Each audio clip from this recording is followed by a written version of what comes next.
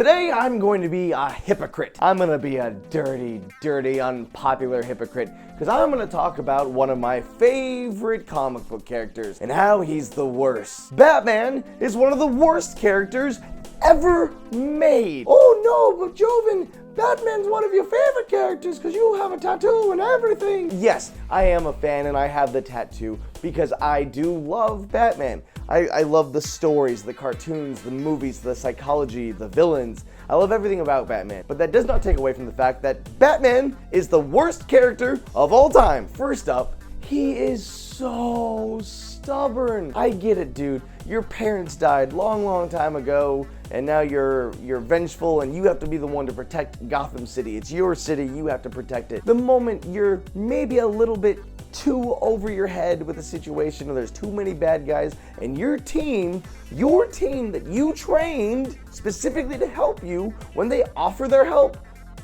don't push them to the side. It's happened time and time again. Nightwing shows up and he's like, hey dude, I heard you're having some trouble here in Gotham City. Let me help you. Hey, it's not safe, dick. Stay out of it and let me do this on my own. He's there to help you because you need help. Let's look at a prime example of the Nightfall story arc. Now, Nightfall is when Bane shows up and he's a criminal mastermind and he's like, hey, I'm gonna put Batman through this gauntlet. But yeah, there's like villains all over the city. Batman's over his head and people start showing him like, hey dude, you might need some help. And Batman's like, no, this is my town. I can do this on my own. Like, I'm over it, dude. It's just annoying. It's hard to watch. It's hard to hear. It's hard to read. If you need help, just let people help you. Ugh. Batman is a horrible friend. Now, speaking of said Bat family trying to show up and help him, you have one of the key members and arguably one of Batman's greatest sidekicks, Batgirl. Once she becomes the Oracle, is constantly in his head, I don't think there's anyone that helps Batman more. That's what it is. Barbara Gordon. This is Jim Gordon's daughter here. And honestly, Jim Gordon is the closest thing that Batman has to a friend. I get that Batman's trying to let Barbara make her own decisions. Like, hey, if she wants to fight crime, that's fine. I'm not going to interrupt with this. But at the same time, because of the relationship that he has with Gordon, he knows Gordon, he trusts Gordon, he should at least be like, hey, you should know this, but this is what your daughter's doing, but don't worry, I've got her back. I've trained her. Number 3 on the list is Batman uses children as cannon fodder. Now, yes, everything worked out with the first Robin, Dick Grayson. Actually, no, it didn't. Talk about an unhealthy relationship. Batman is so like, it's my way or the highway, that Dick Grayson was like, all right, dude, I'm taking the highway. I'm taking the highway all the way over to Bloodhaven where I can be my own superhero, and he goes from Robin to Nightwing.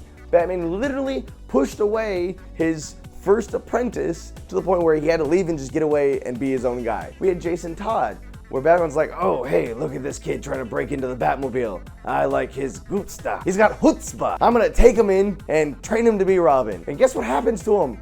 The Joker kills him. But it's okay, Batman, you made a mistake and you learned from it, right? Right? No! There's another kid who finds out his identity, and then Batman's like, oh man, so you know who I am.